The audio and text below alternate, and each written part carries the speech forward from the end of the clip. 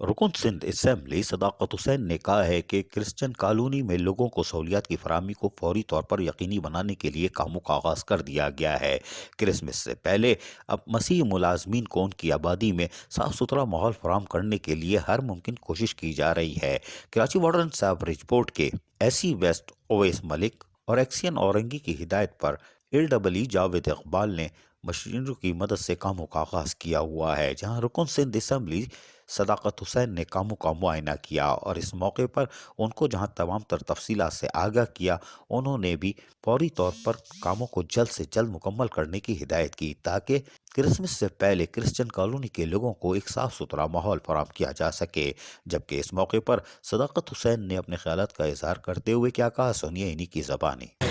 بارش ہونے کے بعد وزیر اعلیٰ صدر نے خود اعلان آفت زدہ قرار دیا تھا پورے کراچی کو، لیکن اس کے باوجود آفت زدہ قرار دینے کے بعد ہوتا کیا ہے وہ آپ سب کو معلوم ہے کہ یہاں پہ ہنگامیہ اور جنگی بنیادوں پر کام شروع ہو جاتا ہے، لیکن صاحبہ سندھ حکومت ہے اور سندھ حکومت کی سرکار ہے تو ان کا کام آپ کو معلوم ہے کہ 13 سالوں سے اور رنگی طور پر کوئی کام نہیں کیا، تو میں لیکن پھر بھی دیر آئے درست آئے،